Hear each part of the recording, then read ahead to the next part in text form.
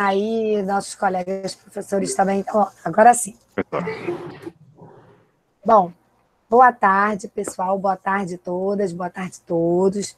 É com imenso prazer esse encontro aqui. Eu, de verdade, fico emocionada, né, de poder compartilhar uma tarde como essa. Só para contextualizar, né, eu vou apresentar o Márcio já com todas as possíveis formalidades, mas Márcio, meu amigo geneticista, que já eu detalho um tiquinho mais, só um pouquinho, mas eu quero contextualizar que todos vocês, Márcio, estão tendo a oportunidade de participar de um projeto muito bacana, que com a ajuda do meu colega Wagner, que é esse que está aqui conosco, né, colega de filosofia lá do campus, e aos poucos, ao longo do tempo, a gente foi agregando novos colegas, professores e demais servidores do campus, chamado Quarta Conversa. Engraçado, né, imaginar que uma situação tão adversa como essa, a gente é impulsionado a criar coisas, né? E uma das coisas que nos move enquanto instituto é a interdisciplinaridade, é esse pensar fora da caixinha disciplinar, e o Quarta Conversa nasceu disso.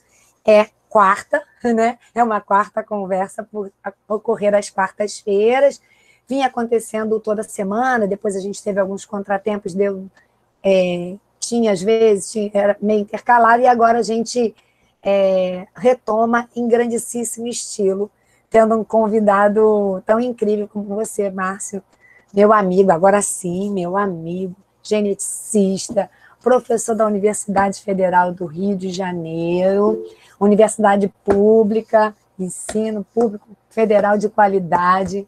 Então, esse é meu amigo Márcio aqui, representante.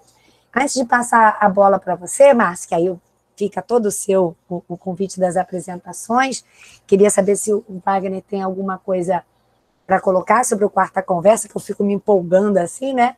E depois, então, eu tenho mais umas coisinhas para falar, e aí eu deixo você se apresentar.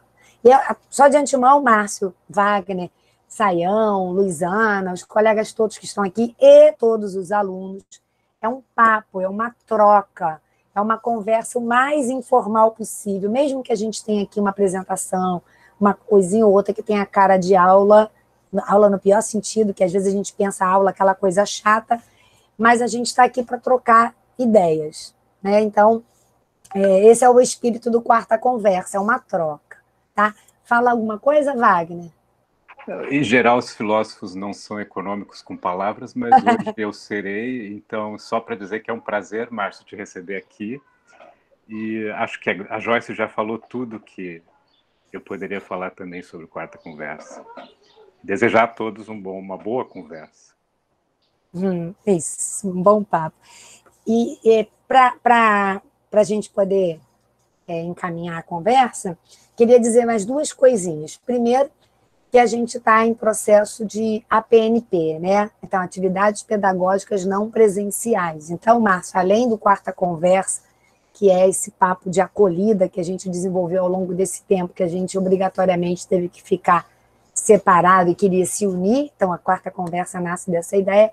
Hoje, esse material também vai fazer parte das APNPs que a gente vem planejando. Então, é um aviso ao Márcio e um aviso a todos os meninos e meninas que estão aqui presentes. Então, participem, gravando, conversando, trocando, para que a gente possa ter esse aproveitamento também como uma atividade dessa natureza. Deixa eu ir aprovando aqui todo mundo que pede para entrar. E dizer o seguinte, o que vai rolar aqui, eu já vou pedir desculpa de cara ao Márcio, que é um professor universitário, e qualquer outra pessoa que possa estar nos assistindo, ou agora ao vivo, ou posteriormente, quando esse material for para o YouTube, porque que vocês vão ver aqui, não é uma adequação pedagógica. Então, de cara, vocês vão poder observar que a gente vai lançar a mão, né, Márcia? A gente combinou assim, lançar a mão de metáforas, analogias, transposição didática, né, Luizana? Então, a gente vai fazer um movimento para trazer esse assunto tão difícil, para alguns até tão pouco palatável, e já tão atravessado de inverdades, de mentiras, efetivamente, de ignorâncias das mais diversas naturezas. Então, eu de cara, vocês vão ver que eu vou tentar ficar entre a academia e o que a gente poderia chamar de popular. Então, eu vou... Ih, tá vindo um temporal por aí. Então, eu vou atravessar vocês um pouco com isso. Então, se tiver algum geneticista, colega do Márcio nos assistindo, peço desculpas de antemão para o que vocês vão assistir aqui, mas certamente vai ser divertido e bem aproveitado. Se apresenta, Márcio, depois eu volto para iniciar efetivamente a conversa com base na biologia. Joyce, muito obrigado pelo convite, de entrevistas, colaborações de divulgação científica, então é ótimo estar aí junto com o Pedro II, né? Volta e meia eu recebo alunos do Pedro II aqui na UFRJ e mostro o laboratório, em colaborações já nos anos anteriores, né, antes da pandemia. Então, é muito bom ter recebido esse convite, poder ajudar um pouquinho vocês e poder passar um pouquinho da experiência que a gente tem com biologia molecular. Eu não sou virologista para iniciar, né, eu sou um biólogo, um geneticista que trabalha com genética vegetal, mas venho há muito tempo trabalhando ou divulgando ciência na área do Covid. E eu acho que, como vocês, né, essa ideia do Quarta Conversa muito interessante, eu acho que talvez uma das poucas coisas que a pandemia nos trouxe de bom é essa possibilidade de você ampliar o diálogo, né, usando, obviamente, o ambiente virtual, e divulgar ciência. Então, eu acho que isso tem sido muito proveitoso a divulgação de ciência. Então, felicito a vocês por essa iniciativa, e é um prazer estar aqui conversando com vocês. Ai, que bom, fico feliz, de verdade, assim, porque esses encontros nos enriquecem a todos, né? Não é que, eu sou bióloga também, então, né? Mas não, todo mundo sai ganhando, quem ensina, quem aprende, porque há, como eu disse, uma troca. Bom, mas vamos lá. O convite estava bem claro, assim, né? Vamos falar de vacina, mas talvez a vacina propriamente dita seja o menor dos tópicos dessa nossa conversa. Vamos dizer assim, que a vacina vai ser a reta final ou a linha de chegada na conversa, quando que, na verdade, vai fazer a diferença é o percurso e a corrida toda, que é todo esse nosso papo que agora se inicia, né? Então, quando a gente está atravessado, como eu já estava falando, a gente está atravessado por uma porção de maluquices que andam dizendo por aí, é preciso que a gente saiba onde é que a gente está pisando. Quando eu mandei lá na chamada das APNPs para os meus alunos, eu disse o seguinte: a gente está ouvindo coisas diversas, de várias fontes, muitas não confiáveis, e está juntando uma porção de coisas que a gente não sabe de onde está vindo. E aí, quando mais à frente, talvez bem próximo, ou mais à frente, dependendo da situação geral que essa situação toda vai nos levar, a gente vai ter que tomar a decisão se vai tomar vacina ou não, né? A gente vai ter que tomar a decisão que tipo de vacina tomar, a gente vai ter que, principalmente por obrigação cidadã, informar uns aos outros do que é verdade, do que é fake news, do que é importante, do que não é bem assim. Então, a nossa conversa é mais para fazer uma corrida através dos temas, para que a gente chegue lá no final, no que a gente chamou de vacina, botou esse título para chamar Vem Todo Mundo, que a gente tem coisa importante para contar, né, Márcio? E algumas coisas, como eu tinha combinado com meu amigo, algumas coisas são necessárias para a gente entender vacina. Porque quem começa a falar de vacina do ponto de vista exclusivo, pensa que assim, nasceu vacina no pé de árvore ali da esquina. E não é. Tem toda uma questão teórica e prática, científica, experimental, que vem rolando há décadas, né, Márcio? Então, é uma bagagem, um conteúdo que vem se acumulando há décadas, que vai desembocar em algo altamente inovador, que é a vacina. Não é o único tipo de vacina, muito pelo contrário, é a vacina mais moderna que se tem notícia até agora, que é essa de RNA. E do nada, o seu Zé ali da esquina, a sua mãe, sua avó, seu papagaio, seu periquito, todo mundo está ouvindo falar de RNA, esvalando em DNA, se fala de vírus desde o finalzinho do ano passado, a gente ficou de quarentena desde março por causa de um tal de vírus, só que a gente está pegando coisas diversas. E que são essas coisas, onde é que elas se desembocam para que a gente saiba do que a gente está falando, para não ficar. Eu disse, ó, sua mãe está sabendo, seu pai está sabendo, seu papagaio também. Você pode escolher, o Márcio está sabendo, o Wagner está sabendo, mas de onde você vai pegar a informação confiável? Eu tenho certeza que do papagaio não é, porque você estaria somente sendo papagaio repetindo a informação.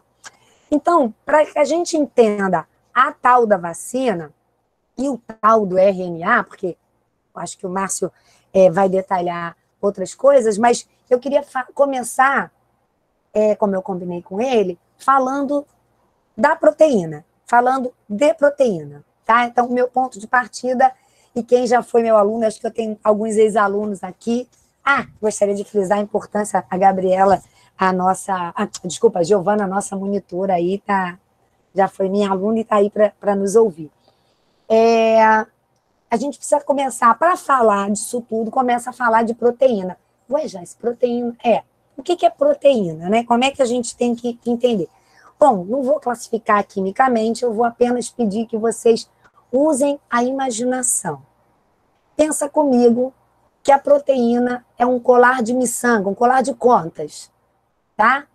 Então, pensa comigo que você tem aqui um colar de miçanga, um colar de contas. Mas existe um montão de proteínas na gente, para as mais diversas funções, inclusive função de defesa. Estou dando spoiler para o final desse processo. Então, a gente tem uma porção dessas proteínas que vão estar no corpo da gente. E olha que legal, todas essas proteínas a gente aqui produz, inclusive as de defesa, as ligadas ao sistema que nos defende dos invasores, né?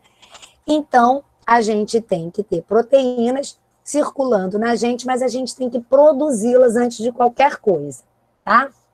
Então, primeira coisa que a gente tem que entender de proteína é que para produzir uma proteína, como para produzir qualquer coisa lá na cozinha de vocês, vocês têm que ter os ingredientes e as condições necessárias para produzir essa proteína. Então, vamos imaginar que essa proteína aqui é formada de pequenos ingredientes. Ó, vou chegar aqui pertinho, ó. Tá vendo? Pequenos ingredientes, e esses ingredientes vão ser chamados de aminoácidos. Então, as proteínas, como um colar de contas, um colar de miçanga, são formadas por aminoácidos. E cada aminoácidozinho desse daqui vai se unir ao outro, ao outro, ao outro. Isso nessa proteína, nessa outra aqui. Cada aminoácidozinho desse vai formar um colar.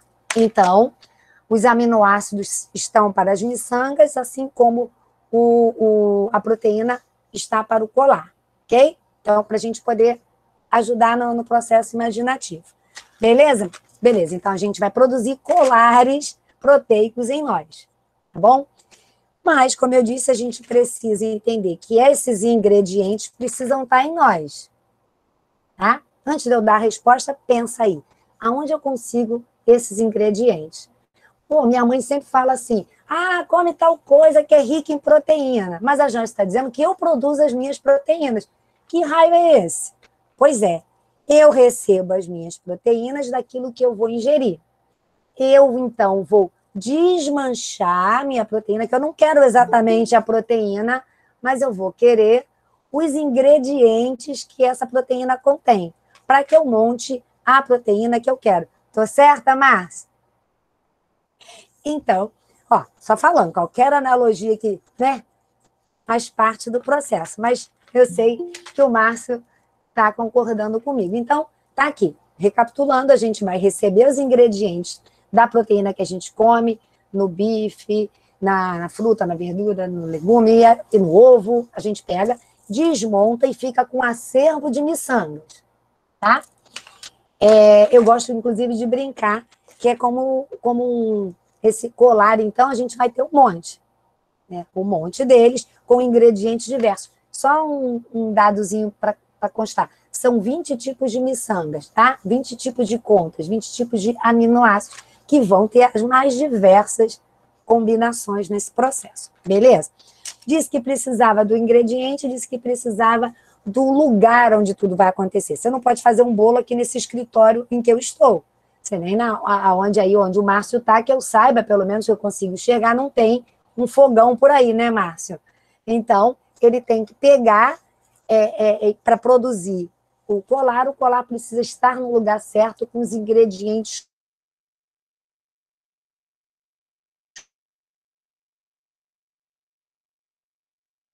Bom, eu tenho 20 tipos de colares, 20 tipos de miçangas, das mais diversas possíveis, ok? Na quantidade diversa, porque eu comi proteína. Que proteínas eu vou montar? Que proteínas eu vou montar? Com que objetivo? Pois é, a proteína que eu vou montar, ela vai depender de uma receita. Presta atenção, que agora é o pulo do gato. A proteína vai precisar de uma receita, tá? E essa receita, para a maioria das células, vai estar guardada no núcleo. A gente ainda não viu o procarionte, eucarionte, em breve a gente vai ver. Mas basta entender que na maioria das células essa receita está guardada no núcleo. Falei para vocês que eu estou aqui no meu escritório, e aqui no meu escritório eu tenho um livro de receitas, ó. O meu livro de receitas. Obviamente, cheio de receitas. Se eu disser para vocês que a proteína que eu preciso fazer, ou seja, o bolo que eu preciso fazer, está aqui nesse livro de receita, mas aqui não é a cozinha, e eu não posso sair daqui com o meu livro de receita, vamos imaginar, ele não passa pela porta, ou então ele tem aqui um motivo qualquer que ele não sai daqui. Então, eu vou precisar abrir o meu livro de receitas, concorda comigo? Vou precisar fazer a cópia, por exemplo, eu vou sempre usar esse mesmo exemplo, Márcia, há anos, eu quero fazer bolo de cenoura. Sabe que há anos eu estou pedindo um bolo de cenoura, ninguém levou para mim, Márcia. Eu jogo esse verde, mas não funcionou. Mas, enfim, vamos imaginar que eu queira a receita do livro de cenoura, do bolo de cenoura. E aí vai lá, a receita vai ser copiada, ela não vai ser arrancada daqui, não. Eu copiei, e agora essa minha receita eu posso levar para a cozinha para produzir bolo de cenoura. Ok? Estou indo bem, Márcia? Oh? Então, esse livro de receita está guardado no escritório e a cozinha lá. Só lá eu tenho estrutura para fazer o tal do bolo de cenoura. Ingrediente e fogão. Tá? Volta para a célula. Eu comi a proteína, desmanchei e fiquei com um montão de miçanga. Fiquei com esse montão de miçanga, só que lá na cozinha. Só lá eu vou conseguir fazer. Então, eu ingeri proteína, desmanchei, está lá no citoplasma esse montão de aminoácidos. Só que, raciocina comigo, o livro de receita está aqui no escritório. Quem é que fica no núcleo da célula? O DNA. Logo, brincando na nossa analogia, o nosso livro de receita de quem a gente é nada mais, nada menos do que o badaladíssimo DNA. É ele que vai dizer, numa página aqui, que eu tenho que produzir essa proteína. E na outra página, essa daqui. E na outra, outra. E na outra, outra. E na outra, outra. Cada página dessa é um gene que vai dar uma informação para produzir esse produto proteína. E aí, o que acontece? A gente tem esse material guardadinho no núcleo, já a gente chega lá na história que a gente quer.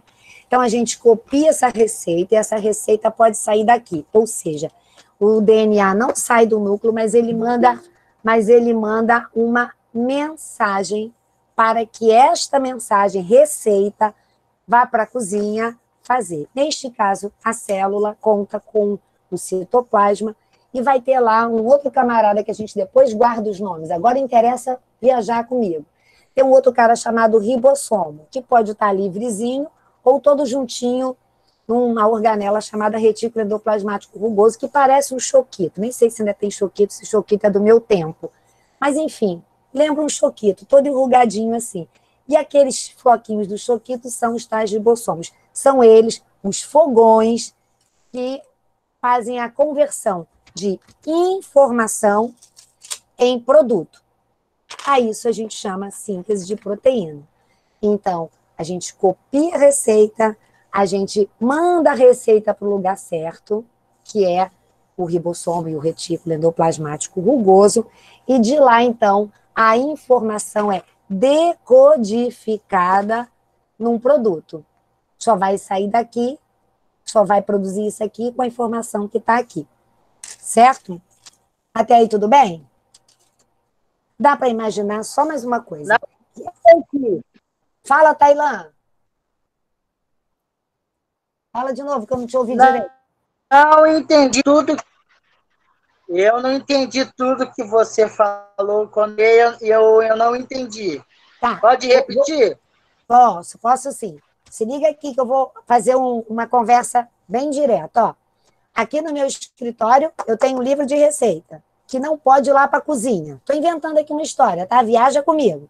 Esse livro está aqui e não pode ir para a cozinha. Só que lá na cozinha é que eu consigo fazer o bolo, ok? Então, eu tenho que copiar uma receita daqui de dentro. Tá vendo, Tailã? Tailã, você tá aí ou caiu? Tailã, tá aí. Então, eu vou. O livro fica, ele não sai. Eu copio a receita e essa receita eu posso levar lá para a cozinha para juntar os ingredientes e fazer o bolo, tá? Na célula, como é que funciona? O DNA guarda, desculpa, o núcleo guarda o DNA dentro dele e ele é tão grandão, tão grandão, tão grandão que ele não sai lá de dentro. Então, ele precisa se abrir, igual eu fiz aqui, ó. Abre, escolhe a receita, abre, ó, uma página aqui. Escolhe a receita, copia a receita, aí depois ele pode se fechar e mandar a receita lá para a cozinha. Então, o DNA vai fazer assim, se abrir, né? Vai abrir, vai copiar uma receitinha e vai mandar lá para a cozinha. Beleza? Nesse caso da célula, o núcleo vai guardar o DNA vai se abrir, vai fazer uma leitura, uma cópia dessa receita e a partir dessa receita vai gerar uma proteína. Tá bom? Foi, Tailã? Melhorou? Qualquer coisa a gente continua depois. Melhorou agora, professor. Um beijo, meu lindo. Então é isso. E o que isso tudo tem a ver? Tem a ver que esse RNA que sai, ele não volta. Depois que acabou, eu já acabei. Não quero mais fazer essa receita. Opa, receita do Natal, pavê. Eu não quero mais isso aqui, porque já passou o Natal. Eu vou jogar fora essa receita. Quando eu quiser, eu vou lá, copio novamente. Então, o RNA, se liga que isso aí é muito importante para você, ó, matar a fake news. Uma vez que existe um RNA, que é a uma receita, ela vai ser desmanchada tão logo eu acabe de fazer, neste caso aqui, o pavê. Ok? Acabou a função dele, já fez um montão de pavê para a vizinha, pavê para o tiozão do pavê, pavê para o Márcio, pavê para mim, pavê para o Wagner. Todo mundo já recebeu o pavê, acabou, não quero mais a receita, acabou. Ele perde a função em poucos minutos, dependendo aí do metabolismo. Tá? Dei um spoiler. Agora, Márcia, é contigo.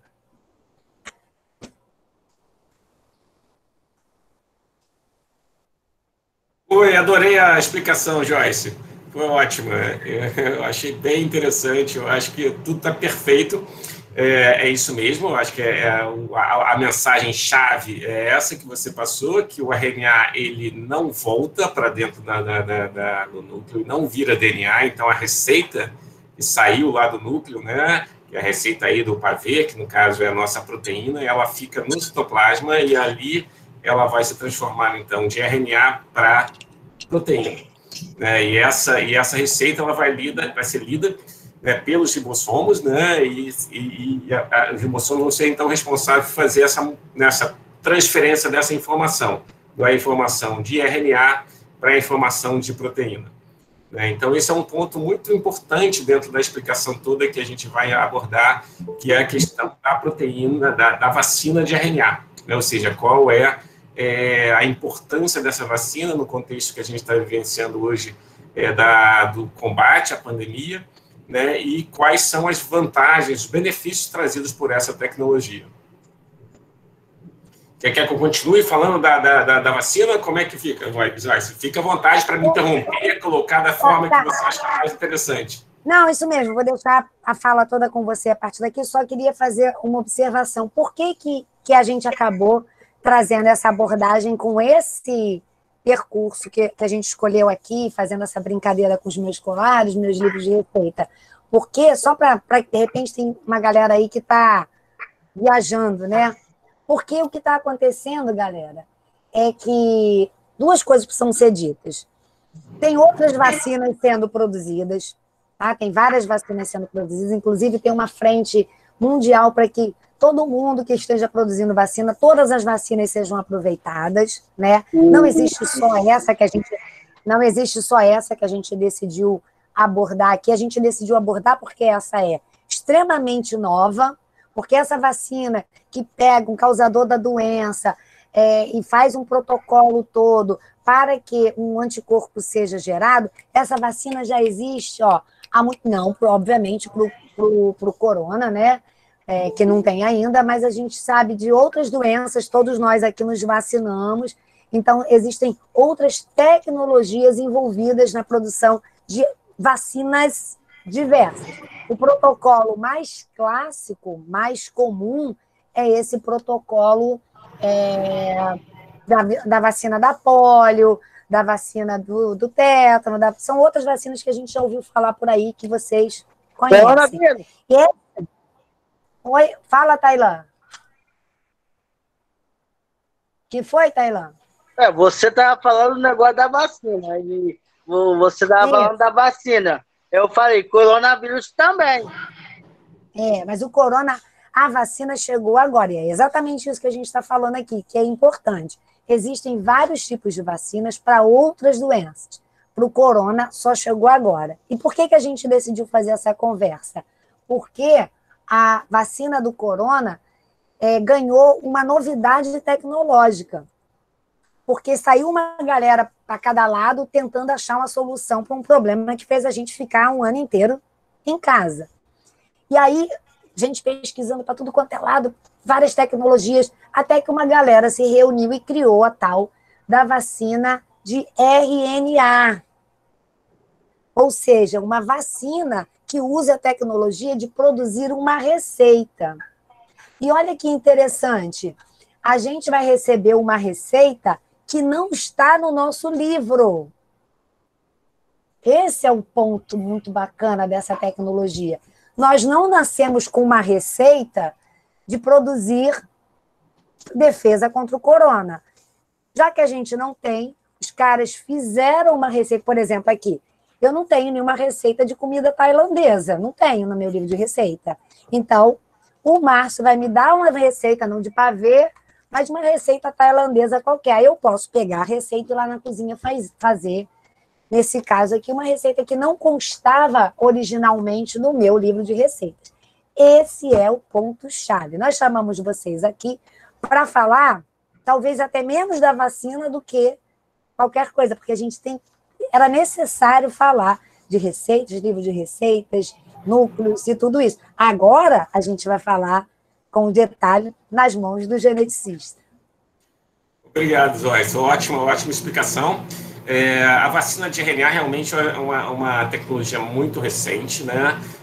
No sentido dela foi muito recente colocada à disposição, né? Como você falou, bem falado no início da nossa conversa, da sua explicação, essa tecnologia ela foi desenvolvida já tem mais de 25 anos, foi desenvolvida na década de 90 por uma pesquisadora húngara, né? Chamada Katalin Karikó.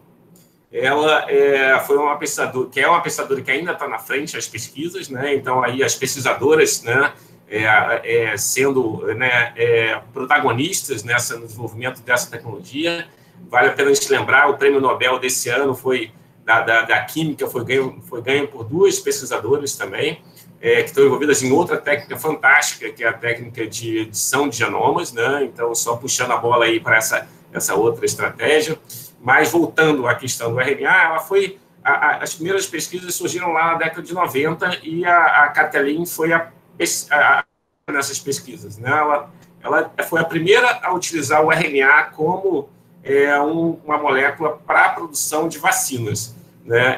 Ela enfrentou uma dificuldade inicial nesse processo, né, que é o sistema imune nosso. Ele, de alguma forma, interpretava aquele RNA, aquela receita, né, que foi gerada como algo estranho, mas depois de 10 anos foi aprimorada essa receita e o ser humano não mais interpretou aquela molécula de RNA, né, aquela receita de RNA, como sendo um problema, e sim, ela foi, então, incorporada à célula, fica no citoplasma, então ela não vai para o núcleo, isso é importante que se diga. Então, essa molécula de RNA ela não vai para o núcleo, ela não modifica o DNA da célula humana, ela fica somente no citoplasma, e ali, nessa receita, nesse RNA, ele vai conter uma sequência, né, de ribonucleotídeos, né, ou seja, são pequenas contas, mas não de proteínas, né, não de aminoácidos. Essa informação, então, vai ser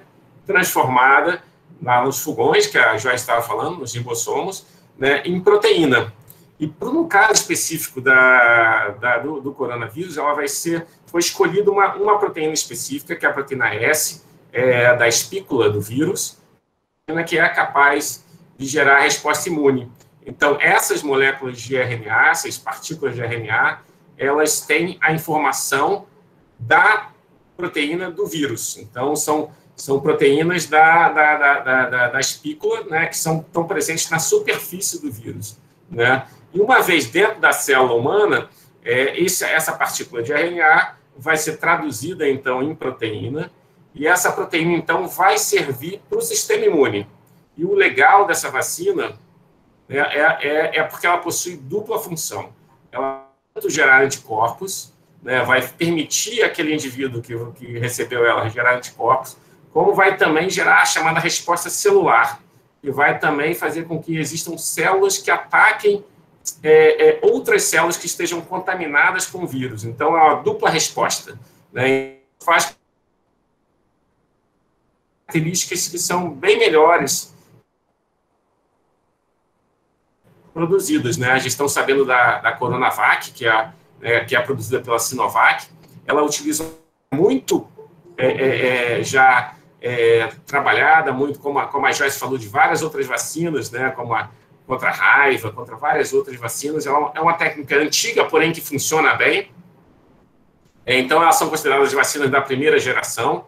Em seguida, nós temos as vacinas de segunda geração, que é a famosa vacina de Oxford, né? Ela utiliza uma tecnologia de segunda geração. E, por fim, nós temos as vacinas de terceira geração, que é exatamente as vacinas de RNA, né? Elas são capazes, os benefícios são basicamente essa resposta dupla contra o coronavírus e também uma menor possibilidade de efeitos, digamos, de efeitos colaterais. Então, ela também apresenta uma segurança maior para quem está recebendo essas vacinas, né? Então, ela apresenta uma série de benefícios, né? Outro grande benefício dela é a facilidade de produção em larga escala, né? Então, diferente das outras vacinas, você pode produzir em 1 semana, 2 semanas, uma quantidade imensa de RNAs, né? E isso faz com que a resposta contra a pandemia possa ser mais rápida, né? Então, essa é outro grande benefício dessa vacina. Eu vi que no chat estavam perguntando, quem está produzindo essa vacina? A principal laboratório que está envolvido é a Pfizer, né, que é o laboratório que agora as primeiras vacinas estão sendo produzidas, né? Mas também tem outro, chamado Moderna, é um outro laboratório que está produzindo essa vacina de RNA. Né? A estratégia é sempre a mesma, a produção através de RNA. O RNA é envolvido em partículas de lipídio, como se fossem gotículas de lipídio, né? Que são nanogotículas, né? Isso é injetado no ser humano, e essas nanogotículas, gotículas muito pequenas de lipídio, contêm, então, o RNA lá dentro, protegendo o RNA, né? Até chegar na célula. Essas gotículas são importantes para o RNA chegue na célula sem ser degradado. Uma vez na célula, como a Joyce bem colocou, esse RNA tem uma vida relativamente curta, que vai permitir que ele seja traduzido em proteína, mas depois de um tempo ele acaba sendo degradado, e aí ele não tem mais função, né? Então, essa é uma outra característica interessante, né? Como é um RNA, ele dura pouco na célula, e isso também é importante para a questão da segurança dessa vacina para possíveis efeitos colaterais. Marcelo, e é importante. Peraí que subiu um bagulho aqui que eu não sei fechar, peraí. É importante isso que você colocou, a respeito das espículas, né? E como essa tecnologia, ao meu ver, foi tão incrível, tão maravilhosa, porque é a compreensão, é como se eu desse um bolo de cenoura para alguém provar e a pessoa começasse a entender de que ingredientes aquilo ali é feito, né?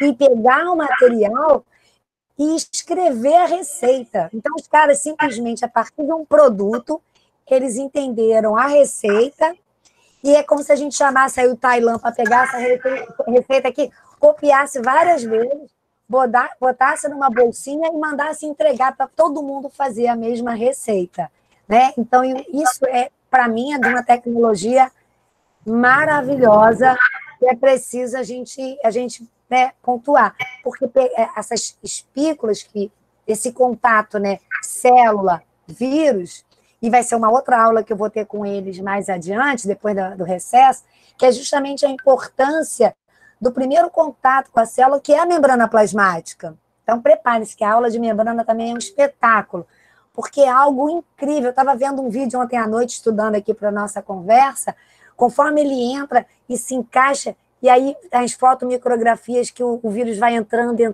dá uma agonia, dá vontade de para, não entra não. E é isso que vai acontecer. Alguém vai dizer, não entra não, porque aqui essa proteína não é reconhecida. A agonia que eu senti vai ser resolvida à medida que esse produto RNA for produzindo uma proteína que vai dizer, alto lá, meu camarada, te conheço, aqui tu não entra. Né? Então, essa é a grande sacada dessa vacina tão brilhante. E isso tem muito a ver com, né, aquela questão da perspectiva de pesquisa, né? Ou seja, para a gente chegar, para os pesquisadores chegarem a esse ponto, né, eles tiveram algumas pistas, né? E quais foram as pistas? Os prévios, feitos com vírus próximos, né? A gente chegou a ouvir falar no SARS-CoV-1, né? O SARS, né? Que é mais popularmente conhecido como SARS, e também o MERS. São dois vírus, também são da família dos coronavírus, que foram um problema, ou que continuam sendo um problema, né, que afetaram, né, tiveram uma pequena epidemia, né, um no Oriente Médio, outro em algumas regiões da China, da Europa. Esses vírus, eles quando surgiram, foram, né, houve um princípio de alarme, né, mas eles não avançaram tanto quanto o SARS-CoV-2.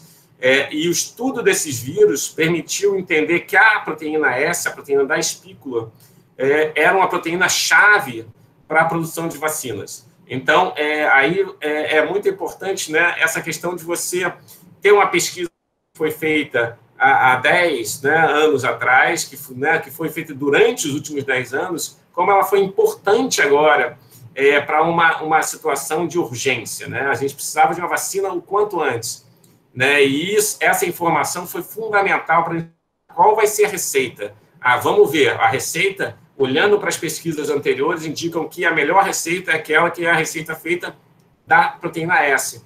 Né? Então, vamos fazer a receita da proteína S, que essa se provou funcional, se provou que funciona bem para esse vírus. E foi isso que foi feito. Então, foi um estudo prévio com conhecimento de vírus que são vírus próximos ao SARS-CoV-2, né, também é uma família, que permitiu um avanço muito rápido. Isso é impressionante, a questão da velocidade. Velocidade, tudo que a gente, né, tem visto, né, tanto da primeira vez que se descobriu qual foi o vírus, qual foi a doença, demorou apenas um mês para a gente ter a sequência completa do vírus. Isso já foi uma muito... brasileira. Uma brasileira envolvida, ou seja, estão uma mulher negra envolvida em tudo isso, rapaz, não é qualquer coisa, não. Exatamente, e é impressionante, tudo isso aconteceu numa velocidade muito rápida, e as vacinas de RNA, como você falou, né, é uma tecnologia muito nova, ela estava sendo desenvolvida, mas o pulo do gato foi o fato de você ter uma urgência tão grande, então isso, de alguma forma, estimulou uma aceleração dessa área, dessa pesquisa, que fez com que a gente tivesse a vacina sendo usada logo nesse ano. Né? Possivelmente, se a gente não tivesse SARS-CoV-2, se não tivesse Covid-19, a vacina de RNA ia demorar mais uns 5, 10 anos para ser desenvolvida. Agora, o ser humano, né, a humanidade tem uma ferramenta que é uma ferramenta muito assim, poderosa para o combate de pandemias, de modo geral, de epidemias, qualquer doença. Isso vai se mostrar como sendo uma ferramenta assim, fundamental para combate, não só essa, mas qualquer outra, porque aí, como você falou, basta trocar a receita. Se a gente tem um novo vírus, uma nova doença, basta você troca a receita, tira do pavê, bota a do tiramisu, e você produz uma nova proteína contra aquele vírus novo que está surgindo. E com essa nova receita, você produz uma nova vacina em pouquíssimo tempo. Né? Então, esse é o grande pulo do gato das vacinas de RNA também.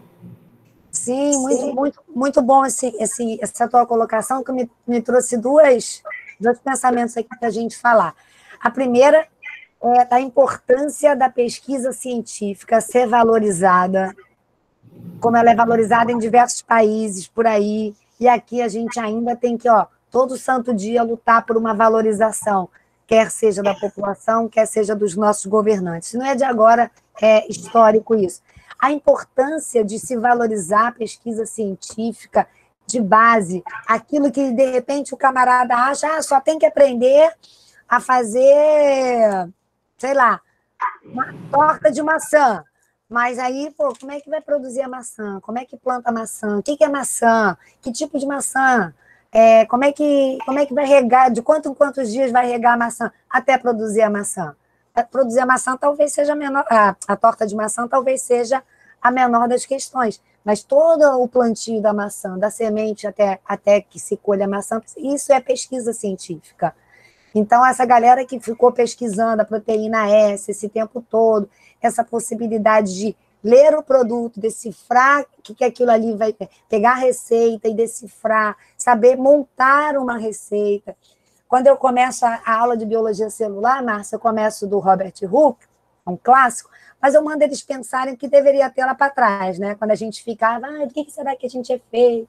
O que tem em comum entre os seres vivos, entre mim, a água viva e a samambaia, né? Que são as células. Então, aí eu falo para eles, cara, passou muito pouco tempo desse momento em que a gente ficava, meu Deus, do que será que a gente é, para agora a gente está mexendo no DNA e no RNA. Isso é brilhante. E isso é muita pesquisa de base, pesquisa que um Zé Ruela qualquer deve pensar, isso aí não serve para nada, aqueles cientistas ficam lá com aquele jaleco branco dentro do laboratório, não servem para nada, e servem para isso. Se tem alguma coisa catastrófica, alguma coisa boa nessa catástrofe toda que a gente está vivendo, é que eu nunca vi na minha história de vida tanto cientista aparecer na televisão para ser chamado a explicar o que a ciência faz, né, Márcia?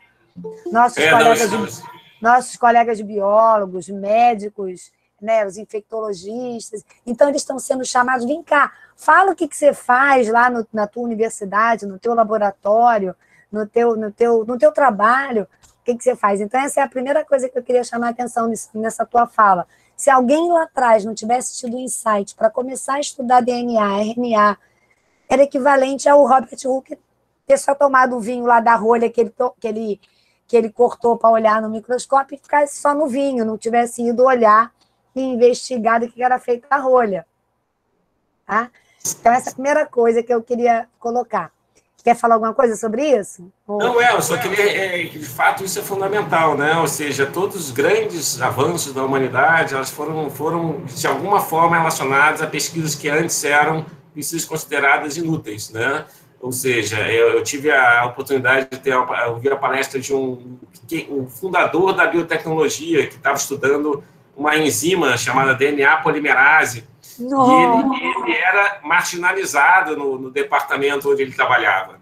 Ninguém acreditava que aquilo servia para alguma coisa, né? Então, ele depois ganhou o Nobel por conta da descoberta dele, né? Mas ele falou que no início da pesquisa dele ninguém gostava do que ele fazia, ninguém acreditava que servia para alguma coisa, todo mundo deixava ele de lado, né? E ele continuou, né? Ele perseverou ali, continuou pesquisando e mudou toda uma ciência, ou seja, a gente pode dizer que a medicina é hoje o que é, porque a gente sabe que a gente tem uma enzima chamada DNA polimerase que sintetiza o DNA, né? Então, ele fundou toda uma nova área, né? E fundou a biotecnologia. Ou seja, sem essa DNA polimerase, não abre o livro, não copia nada, não gera produto. O cara só estava descobrindo um mundo à nossa frente, a possibilidade, inclusive, da gente estar vivo, né? Exatamente. Se a gente for pensar direitinho, não fosse lá essa pesquisa básica desse maluco que era mal visto, né? A gente talvez estivesse agora à beira da extinção, como já se extinguiu tantas outras espécies. Quem vai saber? E agora a gente tem a chance de frear esse processo de morte. Eu queria fazer mais uma observação quando você fala, né, do tipo de vírus e mencionou a família do vírus. Isso é uma outra coisa importante dos meninos ouvirem, né, sem maiores detalhes, porque não dá tempo aqui. Mas o vírus é uma cápsula, né, de gordura e proteína, lipoproteica, lipídio e proteína, com material genético dentro. Detalhe que tem vírus que tem dentro deles um livro de receita, ou seja, um DNA, e tem vírus, outra categoria de vírus, que tem apenas a receita. Claro que o que tem um livro não é um livrão do tamanho do meu, é um livro simplesinho, proporcional. Simplesinho, mas eficiente pra caramba. Não é à toa que esse danado aí, esses vírus estão aí matando a gente, ó, desde que a gente começou a existir. Mas, enfim, em termos de tamanho, menor que o nosso, né?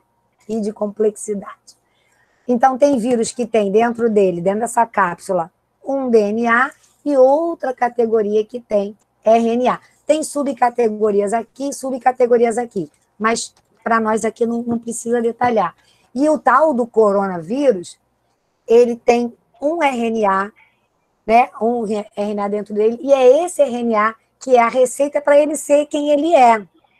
A tal da coroa, que dá o nome dele de corona, ela só existe porque aquelas proteínas que eu ia até pegar uma coroa para aparecer hoje de coroa, mas eu falei, eu não me relacionar com vírus, estou fora. Então, eu não peguei a coroa, não. Mas, enfim, aquilo que é a coroa do vírus é determinada pela receita, né, Márcio? Então, ele tem a sua própria receita. E a gente, quando tomar a vacina, vai pegar a receita de uma outra proteína que vai ajudar a identificar ele com aquela proteína que é chamada de spike, né, que são os espinhos da coroa. Então, nós vamos produzir uma receita para ajudar a identificar, nós vamos produzir uma proteína a partir de uma receita que a gente vai receber na vacina, para que a nossa proteína de defesa reconheça a proteína do vírus e diga, aqui não. Não é isso, Márcio? Exatamente. A gente vai pegar a receita do vírus, né, que está lá presente, que, né, o ser humano sequenciou, entendeu, e vai utilizar essa receita para avisar a nossa célula. Olha, aqui está a ferramenta-chave para você lutar contra o vírus, né? Então, vão ser produzidos anticorpos, que são os anticorpos vão ser produzidos a partir dessa receita, que foi dada pelo RNA, que vai ser transformado em proteína. Então, a proteína é que vai ser responsável por começar esse processo de formação de anticorpos e também vai avisar um conjunto de células que vai ser fundamental para atacar aquelas células que estão sendo já contaminadas pelo vírus. Então, algumas células que o vírus conseguiu contaminar, né, essa vacina vai permitir fazer ao ser humano a reconhecer essas células e vai ter um conjunto de células chamadas de linfócito T, killer, ou assassinos, que vão matar essas células que estão sendo contaminadas pelo vírus. Então, é uma dupla resposta, que a vacina do RNA ela é muito boa para esse processo, ou seja, ela é diferente da vacina na Sinovac, que é a vacina feita com o vírus inativado, ela leva a dupla resposta, o que torna ela mais eficiente do que a vacina feita com o vírus atenuado. Isso é bem importante a gente pontuar, né? Eu estava vendo Roda Viva na segunda-feira, não sei se vocês tiveram oportunidade de assistir, falava justamente da importância de cada uma. O que a gente está falando aqui não é que, então todo mundo vai correndo para o RNA, para a vacina de RNA. Infelizmente, tem várias questões entremeadas aí, mas a principal delas é que nem se a gente corresse muito, que já está correndo, a gente produziria o suficiente para todo mundo. Então, ter uma vacina tão inovadora como essa do RNA, que a gente está trazendo aqui como resposta, ela, infelizmente, não basta quantitativamente, não basta por outras questões de material, né, de produção, de tempo hábil, e também por uma questão de logística, de distribuição, temperatura, que a gente até pode tratar um pouquinho disso, se o Márcio quiser. Então, não é para desprezar as de primeira geração, nem as de segunda geração, que igualmente foram feitas assim, incrivelmente impulsionada por uma necessidade brutal, né? Porque a gente já não vivia uma pandemia há algum tempo, e já com uma gama enorme. Tem gente que fala assim, Márcio, você deve ter escutado isso. Eu não confio nessa vacina, não. Antigamente levava não sei quantos anos para fazer, agora não sei o que, faz rapidinho. Mas antigamente tinha o conhecimento que a gente tem hoje, a tecnologia que a gente tem hoje, a microscopia. Nessa minha primeira aula que eu falo do histórico da célula, eu digo, Robert Hooke, em 1665, publica lá e batiza a célula e diz, minha geringonça é isso aqui, que eu estava lá tomando um vinho e vi a cortiça nessa minha geringonça, e é isso aí, chama a célula. Em 1830 e pouco, é que o Brown, o Robert Brown, diz assim, tem um negócio grandão dentro da célula, o núcleo, rapaz, um troço grandão deve ser importante. Ou seja, olha quanto tempo. Mas, a partir dali, esse intervalo das descobertas, das compreensões, foi encurtando. Na década de 50, a gente descobriu o que era o DNA, entendeu? Bateu o martelo, Watson e Crick disse, o DNA é isso. Agora a gente já tira pedaço do DNA, já bota outro no lugar, a gente já... Porque a gente evoluiu. Não dá para comparar com as questões dos estudos do vírus da AIDS, que apareceu nos anos 80 e a gente demorou 10 anos para ter certas explicações. Pela natureza do próprio vírus, HIV, né? E pela desenvoltura natural do processo tecnológico. Hoje a gente tem coisa que, quando eu falo para eles, na primeira aula, gente, só busca engenharia genética e vê o que se faz. Papo de ficção científica na mais absoluta realidade. Então, esse é o primeiro fake news que tem que cair. Foi muito rápido, foi rápido para quem é leigo. A gente está sabendo aí que a proteína S está sendo estudada, quanto tempo, Márcio? Já tem desde a década de 90, né? Ou seja, tem... Bom, 90 é a vacina de RNA, a proteína S está 10 anos, desde que surgiu a epidemia do SARS e dos MERS. Então, aí é rápido aonde, cara pálida, né? Rápido aonde? Não é. Então, a gente tem toda uma gama. Tem contradições a ciência? Tem contradições, porque ela peraí, vamos fazer outro experimento, vamos comprovar, não é bem isso, vamos fazer outro. Senão não é ciência, senão é dogma, né, Wagner? Senão é dogma. A gente estava estudando sobre isso essa semana, senão vira uma crença, e não é crença, é ciência. Né? A gente estava falando disso, porque não é para partir desse outro lugar. É ciência refutar a ciência, ok. Mas no início se dizia tal coisa. No início com aquela bagagem que a gente tinha. Agora a gente adquiriu mais bagagem. É que nem quando a gente viaja, você vai sair de casa com a mala de roupa. Se tu comprar roupa lá, tu tem outro acervo de roupa para trocar. Então, você chegou lá, né? É isso. Fala, Márcio, te interrompi. Eu estava até comentando nessa questão do próprio desenvolvimento da vacina de RNA, né? Ele no início, né? Que eu estava comentando sobre a Cataline, que foi a responsável, a pesquisadora responsável, né? No início ela começou a fazer experimentos e deu tudo errado. Então ela teve que, né, fazer uma série de outros experimentos. Outros pesquisadores trabalharam até eles chegarem à conclusão que ainda era possível produzir uma vacina de RNA. Então, a ciência funciona assim, né? Às vezes dá um passo atrás, mas é necessário você comprovar e ter isso ser reprodutível, ou seja, vários pesquisadores poderem fazer aquilo que foi feito naquele laboratório para se provar como sendo um consenso científico. Isso não quer dizer que seja verdade, isso é um consenso científico. A verdade, esse consenso científico, ele pode, se uma nova descoberta for contra ele, pode cair. Então, esse consenso existe até que todas as evidências indiquem que essa é a resposta certa, mas nunca a gente pode ter certeza absoluta daquilo, né? A gente pode ter uma indicação muito forte de que aquilo que a gente está vendo, a explicação é essa, né? No caso da vacina, vários experimentos, centenas, né, de experimentos indicavam que ela é segura, qualquer tipo de efeito colateral, claro, né? A gente ouviu algumas coisas, né, o governo britânico há pouco falou que existe a possibilidade de ter uma reação alérgica. Sim, algumas pessoas com uma alergia muito forte pode ter uma reação alérgica frente à vacina, mas isso é um número tão pequeno de pessoas que isso não faz muito sentido você parar a vacinação por conta de uma ou duas pessoas que vão ter uma reação alérgica, mas mesmo uma relação alérgica muito alta, essa pessoa não causa o risco dela ter um problema mais sério, só uma reação alérgica muito forte. Eu conheço gente alérgica à cenoura. Imagina se alguém decretasse que ninguém mais come cenoura, porque eu conheço 2 pessoas alérgicas à cenoura e o mundo não come mais cenoura. Mas eu chamei o Wagner porque a gente estava discutindo o dogma justamente nesse sentido, né, Wagner? Da importância da dúvida, da importância desse pensamento crítico em relação a isso, e aí a gente estava falando para diferenciar do dogma, que você não precisa, você vai acreditar e ponto. Né, Wagner, não é isso? Na verdade, a conversa de vocês me chamou a atenção para uma outra coisa, que talvez seja interessante para os meninos, porque, bom, eu venho da academia, então na filosofia a gente faz pesquisa, a chamada pesquisa básica, né? Que é a pesquisa mantida com financiamento público.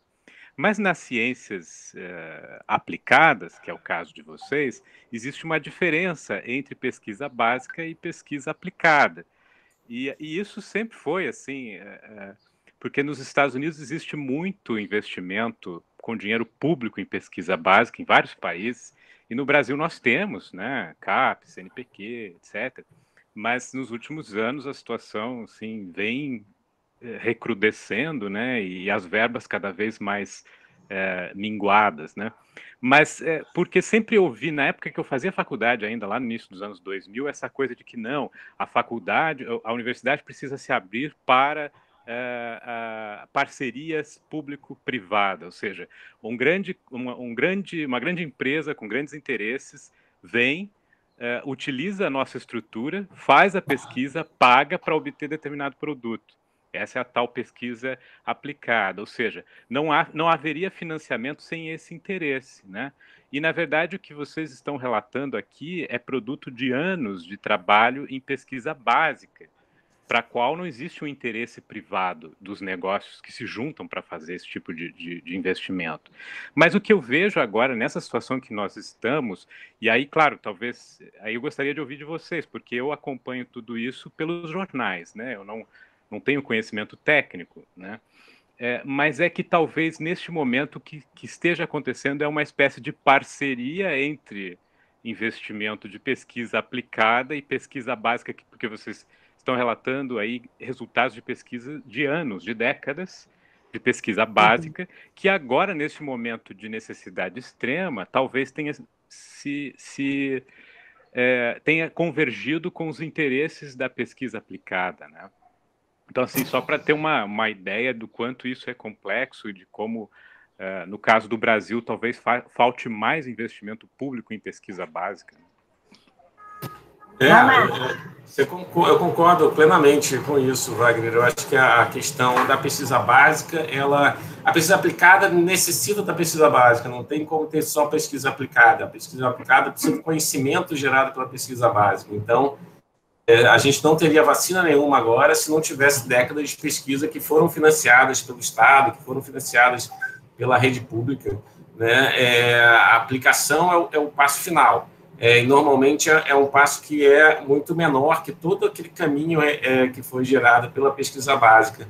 Então, é um longo caminho, muitas vezes longe, né, dos holofotes, né, que é feito pelos pesquisadores, que é onde eles são financiados pela pesquisa pública, e somente com esse corpo do conhecimento é que é possível você fazer uma pesquisa aplicada, como é o caso do desenvolvimento de uma vacina de uma forma tão rápida assim. Sem esse conhecimento prévio, que demorou décadas para ser construído, a gente ia demorar, né? Se a gente não tivesse feito isso, não tivesse trabalhado com isso, a gente poderia continuar com a SARS-CoV matando pessoas nos próximos 10, 20 anos, até o conhecimento ser gerado de novo. Então, esse investimento, né, eu sempre gosto de falar, pesquisa não é gasto, é investimento. A gente investe para que no futuro a gente tenha respostas, né? Então, o investimento público em ciência, ele permitiu uma resposta tão curta, tão rápida, e que vai salvar muitas pessoas, né? Então, essa é uma diferença muito grande, é preciso valorizar todo esse esforço feito antes, né? Que é um esforço público, que foi um esforço, né, pela pesquisa pública, e, obviamente, a pesquisa aplicada tem a necessidade de um aporte, de uma situação onde a rapidez é muito importante, e, obviamente, essa rapidez só é alcançada se você tem pesquisa pública antes, gerando conhecimento, e esse conhecimento é muito importante, o conhecimento é livre para qualquer pessoa ter o contato, então é um conhecimento público. Eu queria complementar a fala a interpelação do Wagner e a fala do Márcio com a seguinte coisa para a gente deixar bem claro, né? Não significa, em momento nenhum, de forma nenhuma, que o que o Márcio faz lá no laboratório dele seja mais ou menos importante do que os colegas do Wagner fazem na filosofia. Muitíssimo pelo contrário. Porque senão a gente tende a pensar que, independente se a empresa quer investir ou não quer, se essa parceria vai render um dinheiro, se a Pfizer, a partir disso, vai ficar ainda mais rica, se a Moderna, que a gente nunca tinha escutado falar, vai virar um super laboratório, se o país XYZ vai ficar rico com aquilo, aí são outros 500. Mas sem o que se faz na pesquisa básica, quer seja da filosofia, quer seja na biologia, quer seja na geografia, e a gente vai ver todas as IEA todas que a gente pode parar para pensar, sem essa pesquisa, não tem um corpo de conhecimento, porque essas coisas não são separadas. Se o Wagner hoje tem uma porção de bagagem de conteúdo para falar especificamente da genética, que ele é um geneticista, é porque muito filósofo pensou e pensa a base para aquilo ali estar acontecendo. E aí que entra a tosquice de um pensamento estreito de diversos países, ou eu acho até que não é nem um pensamento tosco, eu acho que um pensamento intencionalmente perverso de desvalorizar uma área em detrimento da outra. Então, por que será que todo governo autoritário mira na filosofia, mira na sociologia? Já pararam para pensar? Eu estou perguntando para vocês dois, não, estou perguntando para o resto da plateia, que eu tenho certeza que vocês dois já pararam para pensar. Então, não é à toa que essas áreas, vamos dizer, não que biólogo, alguns biólogos acho que não pensam não, porque demora muito para responder quando a gente fala, mas estou brincando.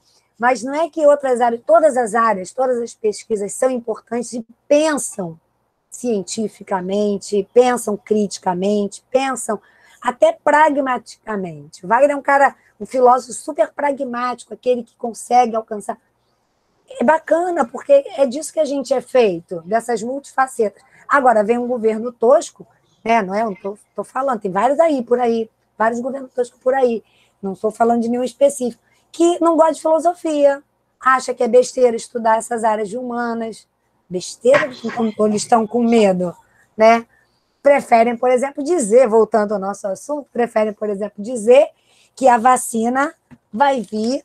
Como é que é? Eu estou tentando imaginar uma figura aqui, para a gente poder rir da cara dos outros. Imaginar que a vacina vai vir com uma receita. Ó, foi isso que eu escutei. Ó, vem com uma receita dentro dela, que vai entrar no núcleo. A gente já viu que não entra, ninguém entra no núcleo, só sai o que a gente quer. Aí vai entrar a receita no núcleo, vai transformar o nosso DNA, aquele mesmo troço que eles não sabem nem do que se trata, mas estão repetindo besteira. Vai lá, vai transformar. E olha só, vai fazer a gente... Como é que eu escutei? Bom, vai desenvolver câncer, vai fazer a gente mudar de sexo. Vai fazer a gente mudar de sexo, que vai botar uma receita lá para alterar. Gente, daqui a pouco vai achar que a gente vai se transformar no mando de chinês. O que mais que eles vão inventar?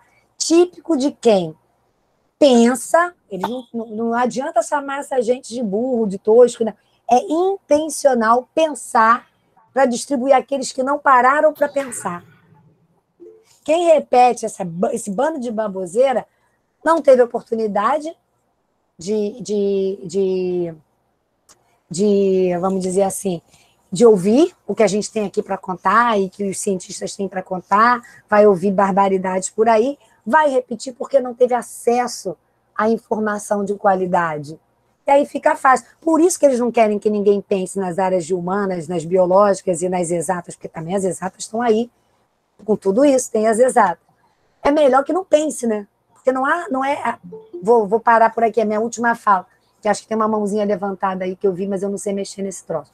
Mas, enfim, só para a gente fechar, toda vez que a gente fala desqualificadamente da educação brasileira, a gente tem que entender que é um projeto de deseducação, porque um povo educado dá mais trabalho de ser comandado, porque vai falar assim, alto lá, o que tu está falando não é bem isso não, eu aprendi lá naquela aula do pessoal que não é bem isso não. O cara vai incomodar o plano de poder de alguém. Então, é importante que a gente aprenda e compreenda que as áreas estão juntas, que a filosofia, que a forma de pensar vai gerar coisa lá para o Márcio pegar pragmaticamente, misturar num tubinho de ensaio e gerar alguma coisa. Né? O Wagner, alguém levantou a mão. São complementares. São complementares. Como é que a gente vê aí quem levantou a mão? Para mim, sumiu aqui. Tem o randômico. Randômico, E o João Marcos tinha feito uma pergunta antes. Avisa aí, ó. Façam perguntas, bota só a palavra pergunta em caixa alta no início, porque senão a gente se perde na conversa. Quem quer começar? Eu posso. Randômico ou o outro menino que... Eu sou randômico, no caso. Primeiramente. Só rapidinho, um minutinho. Deixa eu ligar aqui a câmera aqui, é porque eu tô sem camiseta. Desculpa. Nada, imagina, acontece. Esse ponto que você comentou a respeito dos líderes, que falam assim, por que eles questionam a ciência, o estudo, falam, se você tomar essa vacina, você vai se tornar chinês, você vai se tornar um caranguejo. Ou simplesmente o debate que a gente está tendo atualmente, você está vendo até hoje até uma votação no STF. Seu microfone ficou baixo, de repente. Ficou baixo? Desculpa, é que meu microfone ele é da câmera, então ele é meio ruim mesmo. Agora melhorou um pouquinho, eu acho. Melhorou? Tá. Então, esse ponto é um pouquinho delicado até de se falar, mas eu acho engraçado, por exemplo, por que esses governos eles fazem isso? De atacar a ciência, atacar o conhecimento? Por que eles fazem isso? Porque, no geral, quando a gente fala a respeito de população, a população é muito pouco informada, no geral. E eles fazem esses ataques porque as pessoas pouco informadas, elas se sentem como se fossem as conhecedoras de tudo. Entendeu? Tipo, num mundo onde elas veem que tem pessoas mais inteligentes que elas e elas se sentem tipo, como se fossem algo inferior, quando você vê alguém falando que, não, essa besteira que você está falando é verdade, ou tipo, ou eu que tenho aqui dinheiro, que estou bancando sei lá quem para poder falar isso aqui, tá falando uma coisa que você acredita, então quer dizer que essa pessoa vai se sentir especial, vai se sentir importante, de certa maneira falando. Uhum. Para promovendo esse ódio que a gente vê no mundo, no país, e por aí vai. E um ponto que eu queria levantar também a respeito da vacina, né? Uma coisa que eu achei até interessante. Uma coisa que eu eu falo até aqui em casa. Por que o governo, por que a gente está tendo uma discussão sobre a obrigatoriedade da vacina? Por que isso foi levantado no meu lugar?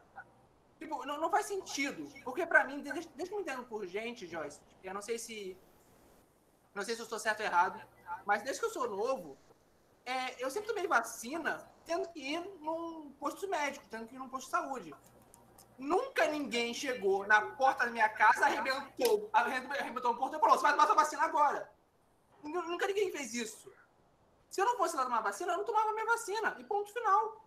Era isso. Tanto que aconteceu o quê? Eu tinha que tomar a vacina de tétano, a segunda dose, eu não tomei. Eu perdi minha vacina de tétano. Eu tive que tomar... Eu fui lá depois de uns 3 anos. Eu tomei minha vacina de tétano e vou ter que ir lá de novo, daqui a, acho que 7 anos novamente, para tomar a segunda dose para poder ficar imunizado. Mas o erro foi meu. Eu nunca fui obrigado. Por que está sendo cantada uma bola de que a vacina é obrigatória? Eu nunca fui obrigado a tomar uma vacina. Ninguém nunca chegou no meu braço e falou: não, só toma essa vacina aqui agora. Gente, nós estamos em 1920. Desculpa, pode falar. Vai, Márcio, vai você primeiro.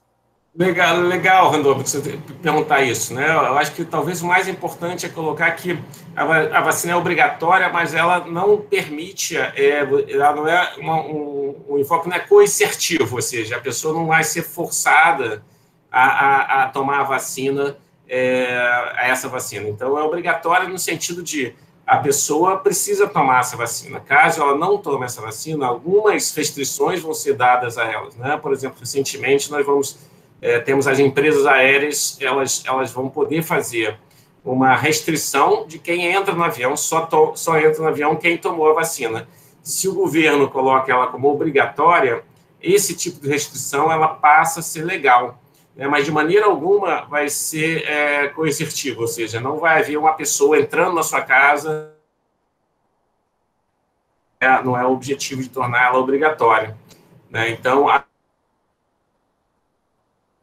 com esse intuito, o menor número de pessoas vai sofrer da SARS-CoV-2 e, obviamente, o menor número de pessoas morram em decorrência da infecção, né? Obviamente, a gente está vivendo numa era bem...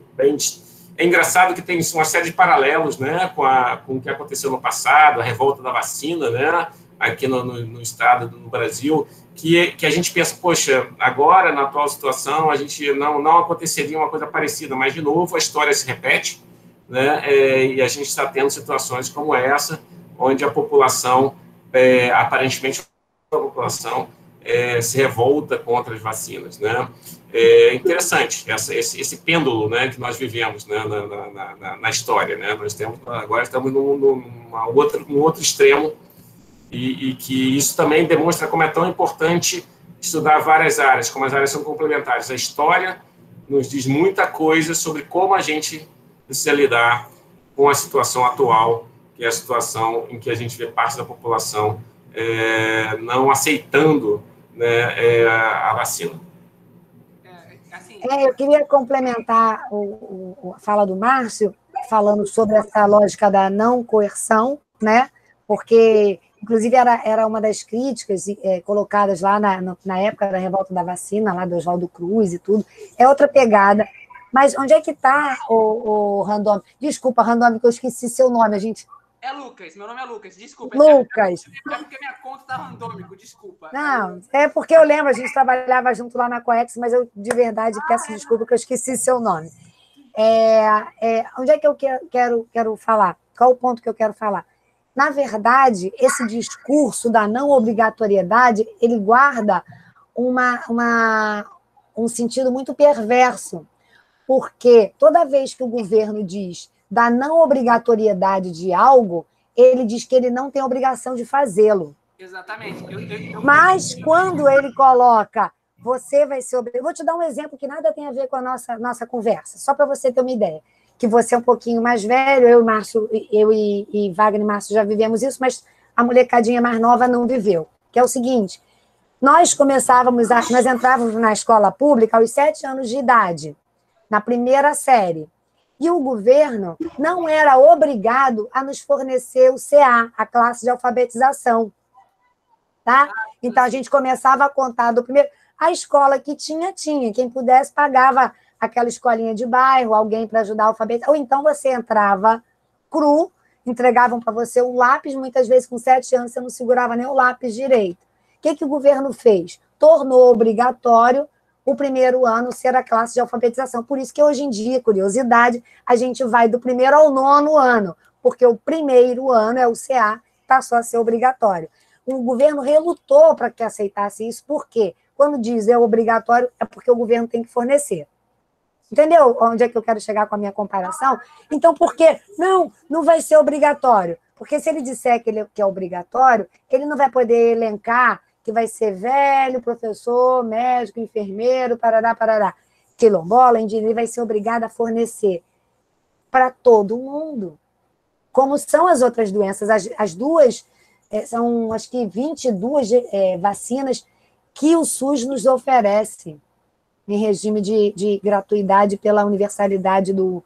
Inclusive, pode vir um marciano agora querer entrar lá no posto de saúde do seu bairro, que ele vai poder vacinar o que ele quiser que esteja lá. Ele não precisa nem ser brasileiro, está aí a universalidade do SUS.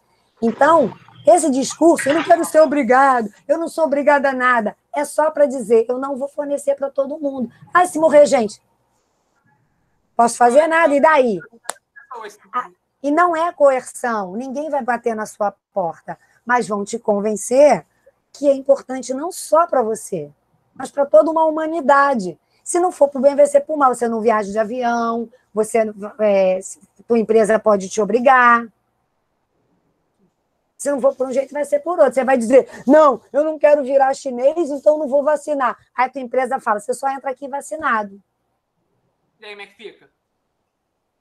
Tipo, uma coisa que eu acho meio engraçada também a respeito da vacina é que ele falou sobre o negócio das viagens, né? De empresa poder proibir. Já está havendo, na verdade, de empresa de avião pedir se a pessoa tem vacinação ou não. Porque senão não vai embarcar no avião.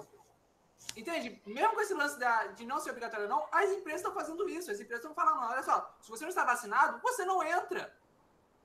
Ah, mas a criança não quer tomar a vacina. O problema é seu, então você não entra. É basicamente isso que está havendo. Porque disso depende uma humanidade. Porque disso depende a humanidade. É isso que a pessoa tem que entender. Que não é um ato individual. É mais um dos tantos atos coletivos que está em baixa. Você pensar no próximo está como se fosse fora de moda. E não é. Porque o próximo também é Homo sapiens. E o planeta é um só. Né, Márcio? Joyce, exatamente. É você ser comunista. Essa é a fama. Você pensa no próximo, você é comunista. Caraca. Pois é. Cara, as pessoas não entendem o que é ajudar o próximo. Tipo, se eu estou ajudando meu vizinho, só porque eu quero, falar, não, você é comunista. Não, eu sou uma boa pessoa, você que é uma pessoa ruim. Isso tem a ver com usar máscara, com não aglomerar, com vacinar. Exatamente. Né?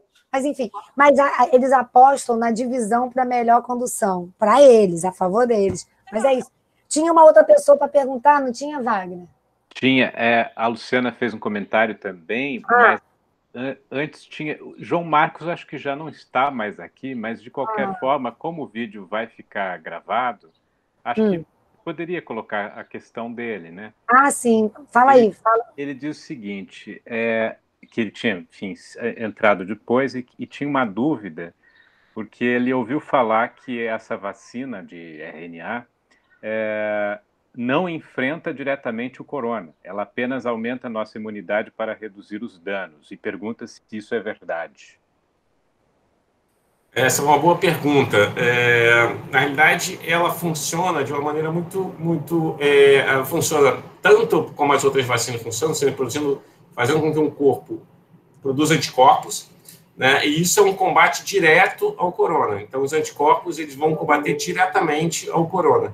Então, quando a pessoa entrar em contato com o corona, se ela estiver vacinada, ela vai ter capacidade de combater diretamente o corona e evitar que haja a infecção, evitar que eu fique doente. Então, sim, a vacina de RNA combate diretamente o corona. Por quê? Porque o RNA, uma vez dentro da célula, uma vez no citoplasma da célula, vai se transformar em proteína pela ação do ribossomo, ou seja, vai ser sintetizada uma proteína usando a receita do RNA, que é a receita da proteína S do vírus, e essa célula, ao produzir essa proteína, ela vai, então, permitir que todo o sistema imune seja avisado, ele vai ser, né, como eu falei, vai ter dois tipos de resposta, uma resposta celular, uma resposta por anticorpos. As duas vão combater o corona. Então, sim, a vacina de RNA, ela vai fazer com que o ser humano, né, vacinado, combata o vírus. Muito bom. E guarde a informação, né, Márcio? A informação fique guardada, que isso é importante em várias categorias de vacina, né? Que é você guardar a informação para isso. Essa é uma pergunta interessante, Joyce, porque, na realidade, o vírus há uma resposta tanto em anticorpos, tanto em mas não se tem ideia do quanto tempo essa memória vai ficar presente, né? Então, pelo estudo de algumas pessoas que se reinfectaram, que os anticorpos eles são funcionais entre 6 e 8 meses após o contato, né? Então, uma pessoa que foi infectada pelo coronavírus, teve a doença, teve Covid-19, ele vai ficar protegido por 6 a 9 meses, talvez menos, dependendo de pessoa para pessoa.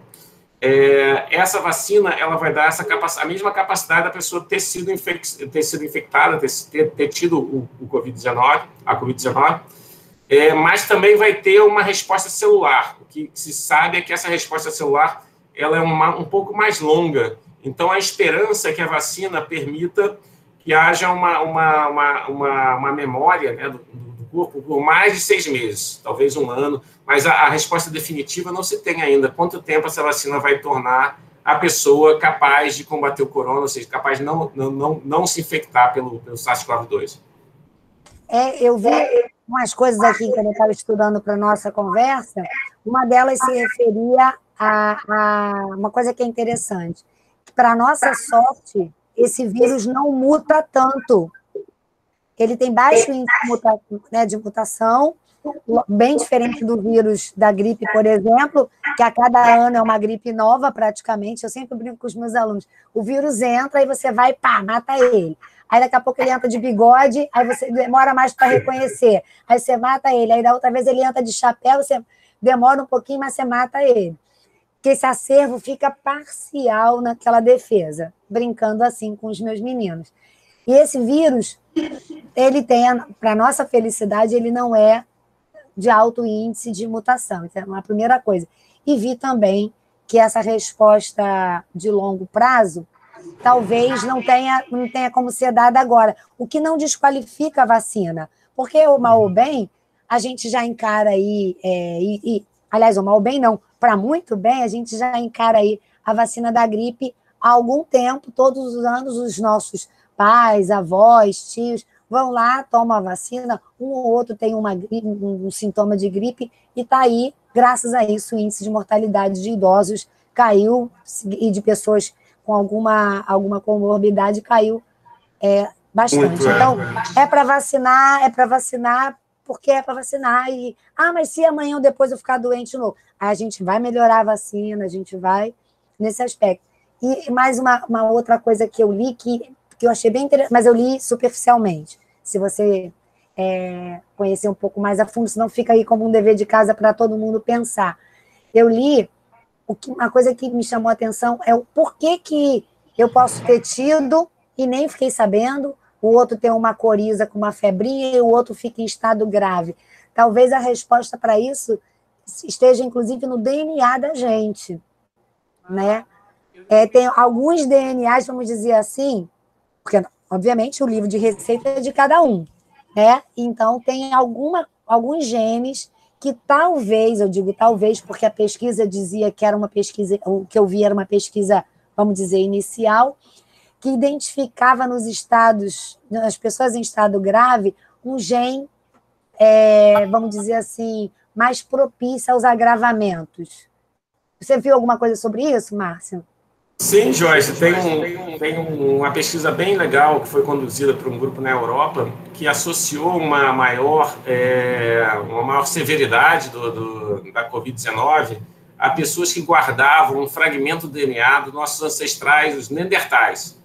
Ou seja, o ser humano, né, o Homo sapiens, ele é resultado de uma miscigenação que aconteceu, né, com neandertais, e, ao que tudo indica, existe uma fração né, do nosso genoma que é ancestral do neandertal e que a Covid mais grave estava associada a pessoas que continham esse fragmento desse grupo, né? Então, essa foi a primeira pesquisa que saiu, já tem uns 2 meses e meio, 3 meses, associando um fragmento de DNA à presença de uma severidade maior. Mas eu tenho certeza que mais coisas surgirão, já que esse é um componente que desde o início estava muito intrigante, né? Porque como as pessoas respondem de maneira tão diferente, né? A gente pode falar, tem as comorbidades, né? As pessoas têm ou hipertensão, ou têm excesso de peso, né? Tem várias comorbidades associadas a uma gravidade, mas tem pessoas que são perfeitas, no estado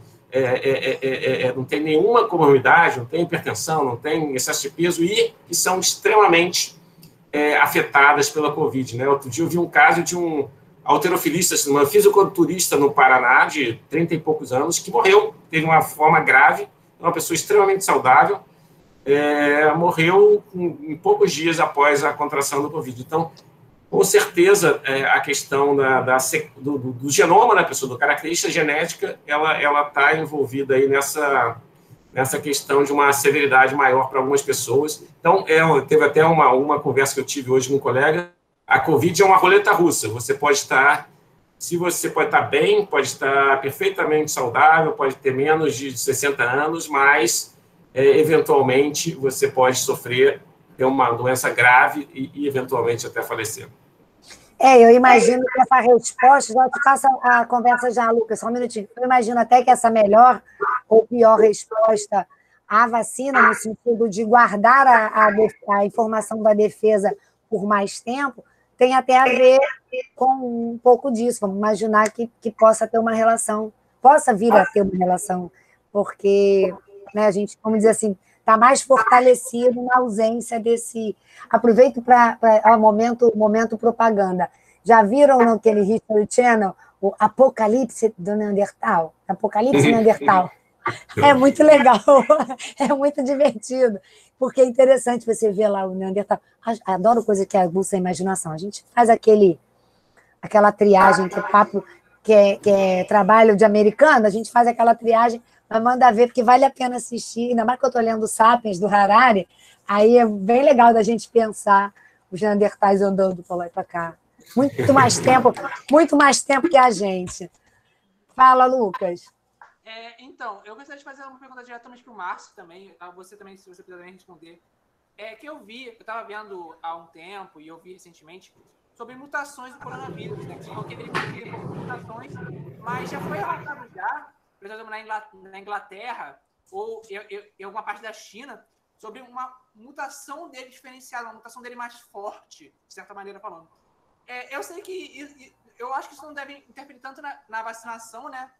Mas vocês acham que isso pode gerar algum problema futuramente? Alguma coisa tipo, esse vírus acabar se tornando algo nível de uma gripe, tipo, poder ter mutações a nível de uma gripe?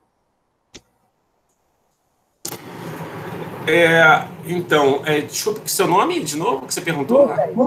Lucas.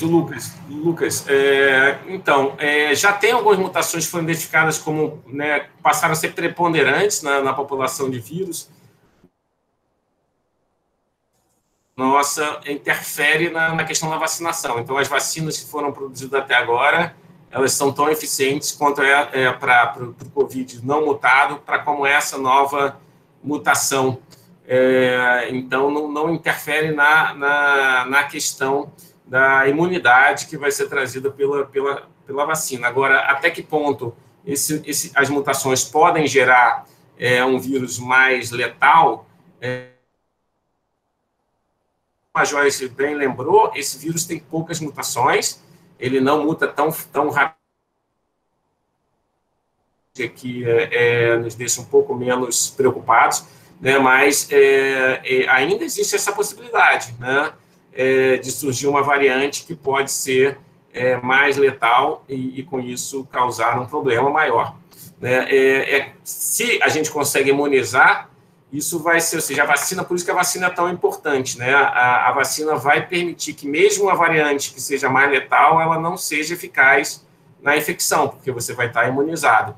Né? E dentro dessa pesquisa de vacinas agora, eles estão trabalhando com situações onde a vacina pode ser feita por uma região, ou seja, a receita, né, que vai ser utilizada é uma receita de uma região que ainda é mais conservada, ou seja, que muta ainda com né, você tem mutações no SARS-CoV-2, mas tem algumas regiões dele que são da mutação não existe ou praticamente impossível acontecer. Então, a base dessa espícula, né, do vírus, ela aparentemente ela é uma região que não muda a sequência de aminoácidos dela. Então, agora estão sendo feitos alguns estudos para a produção da vacina para essa sequência.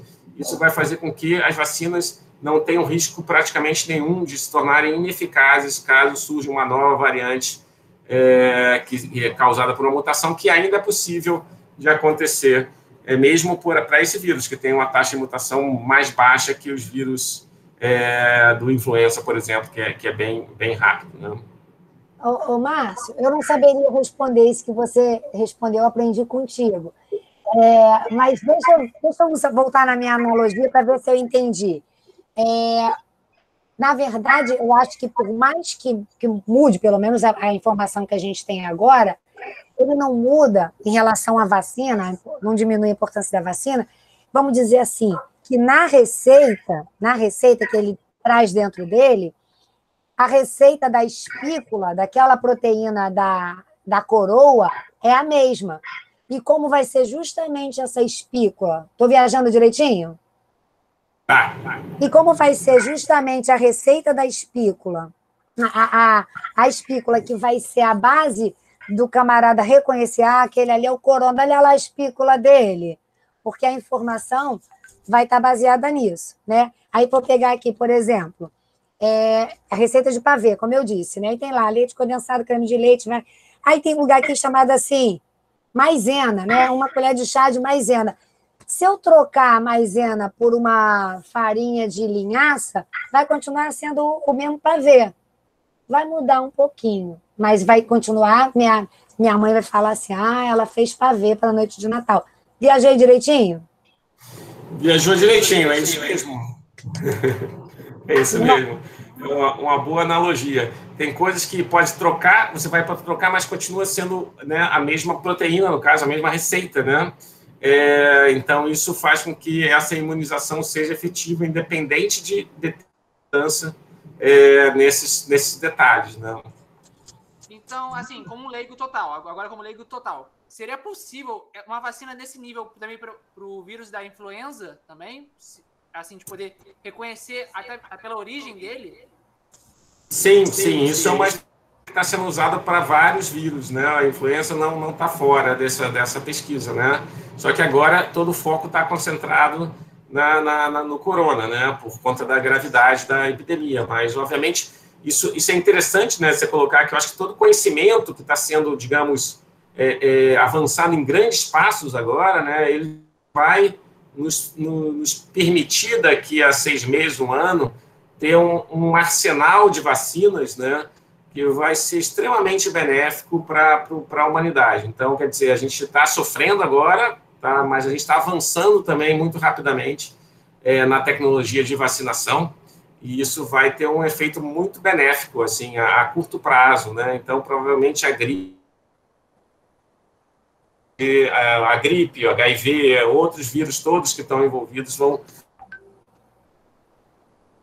tratamento deles, a prevenção vai ser beneficiada por esse avanço, digamos, rápido. E isso, né, Márcio, todo esse avanço... Ficou com eco aqui. Eu acho que todos esses avanços, eu não sei se é o microfone de alguém aberto aqui. Melhorou? Sim. Para mim está dando retorno. Eu não sei, não sei não era isso que eu ia falar, não. É importante isso que você está dizendo, Márcio, sobre a tecnologia desenvolvida nisso, que isso vai fazer cair por terra mais uma outra fake news que a gente está sendo bombardeado o tempo todo. Depois eu faço questão de comentar o comentário da Lu, se ela não quiser falar, seria legal que ela abrisse aí para falar, mas senão eu faço questão de comentar. Mas antes de falar disso aí, que tem a ver, inclusive, com essa polarização e com o discurso político envolvido nisso, o que você colocou respondendo o Lucas traz uma ideia fundamental, que é pensar que a pesquisa ela não é nacional, de um país ou de outro. Né? Pode, porventura, sair de um lugar ou de outro, mas se você for pensar direitinho, aquilo foi baseado em pesquisa de tudo quanto é lugar. Né? E das mais básicas, que às vezes até tido assim como, isso aí não vai dar em nada, como é a própria história da microscopia, né? Os Zacarias e Dansen lá, eram produtores de óculos, faziam lente de aumento, botaram uma lente em cima da outra, e caraca, veio um negócio lá que era pequenininho, deu para ver.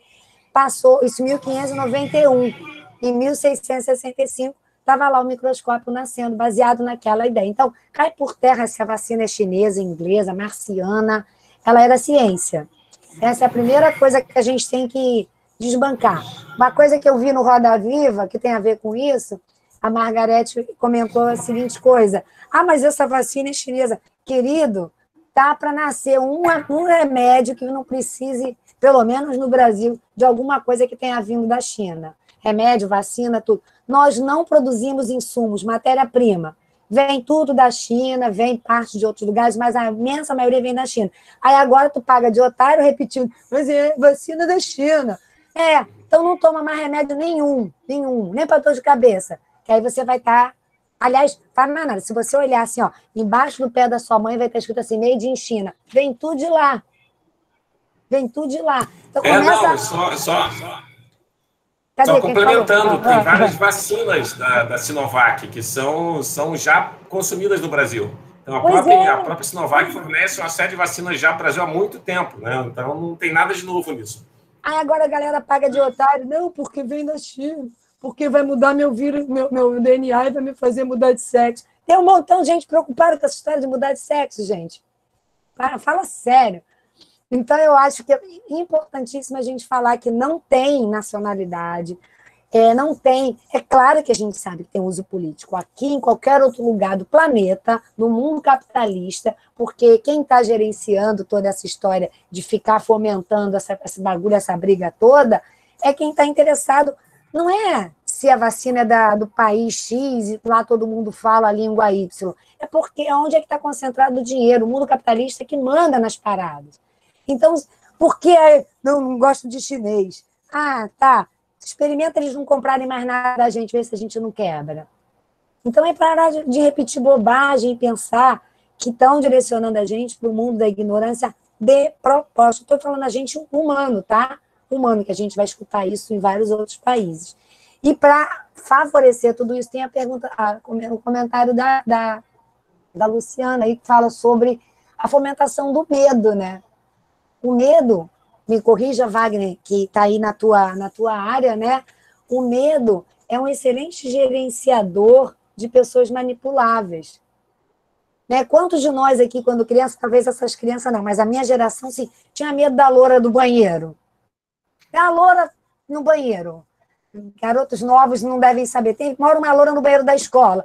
Não queriam que a gente fosse ao banheiro no meio do dia. Você morria de medo de ir ao banheiro no meio do dia, porque podia dar de cara com a assombração. Tem até no Harry Potter aquela personagem que está lá, fica chorando no banheiro, que eu esqueci o nome. É a analogia da loura do banheiro. Então, a gente vive nesse mundo aí dessas fake news, jogando o tempo todo com medo. Fala do medo do bandido, medo disso, e medo da vacina. Agora, a nova moda é a medo da vacina. Adianta o quê? Ajuda em quê? Fala, Márcio, o que você acha disso? Eu concordo com você, Joyce. A questão da desinformação, né, e o medo, né, eles agem em conjunto, né, para manipulação. Eu acho que é fundamental a questão da informação, né, de você ter, né, a população ter acesso à informação, e também ter acesso a um pensamento crítico, né, sobre como essa informação é dada e como você deve questionar essa informação. Né? Então, esses dois são pontos fundamentais para você vencer esse medo, né? Então, informação e pensamento crítico, né? E, como falou, não existe só ciência, você tem que ter a área de questionamento, da filosofia, da história, para você poder ter as ferramentas para poder internalizar esse conhecimento e utilizar ele da melhor maneira possível. É isso, Wagner? Quer complementar alguma coisa, amigo? Não quero cansá-los e estender mais, né? Muito mais, porque acho que já estamos aí com quase 2 horas, né? Mas vi passar.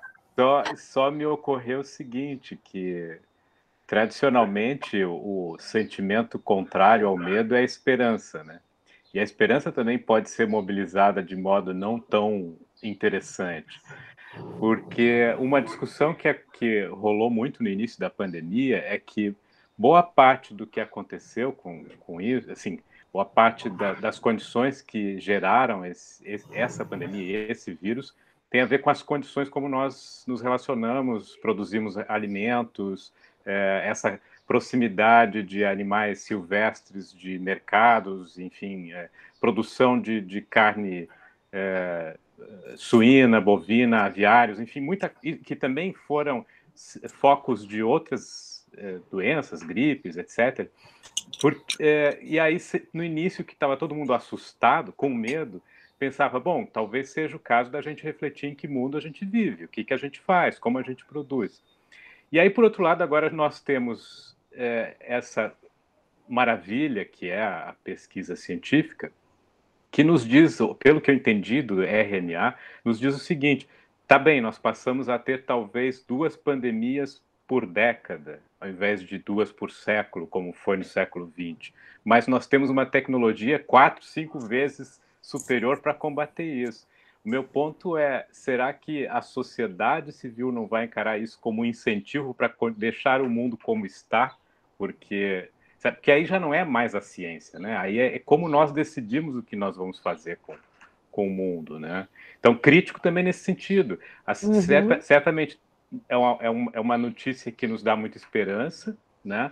Mas nós precisamos saber usar isso, porque, bom, os gregos já tinham a palavra para remédio, fármaco pode ser um veneno também, né? Um remédio ou um veneno. E nesse caso pode ser um veneno no sentido de que nós vamos esquecer o que está por trás disso, né? Vamos continuar comendo e produzindo alimentos da mesma forma, né? Degradando tudo, porque teremos vacinas tão prontamente, enfim, né?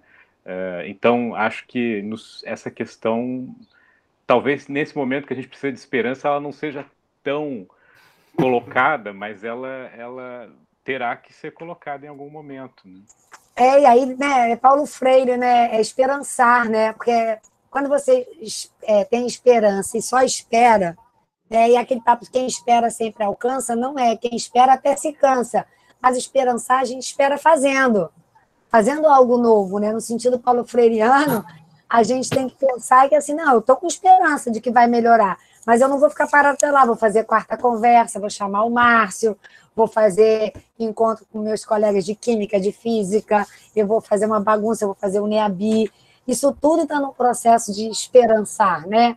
Porque senão a gente fica numa coisa religiosa no sentido não de uma religião em si, né? Mas aquela coisa assim, não, vou aguardar aqui que eu vou receber a salvação. Não, eu tenho que criar um dispositivo para estar vivo aqui, como diz a música do Gilberto Gil, né? Procissão. A gente vai alcançar o lugar, mas tem que lembrar que existe aqui na Terra que arrumar um jeitinho para viver. Então, a gente tem que esperançar no sentido paulo freireano, nesse sentido. Pô, estou super esperançosa com a vacina de RNA, até chamei o Márcio aqui, mas falar assim, ó, vamos lá, para isso a gente tem que colaborar, coleguinha. Para isso a gente tem que chamar essa galera aqui e dizer, vamos aprender, para não parar de repetir besteira, vamos falar de DNA sabendo do que se trata. Isso é esperançar. Pesquei a tua ideia, Wagner? Era mais ou menos isso?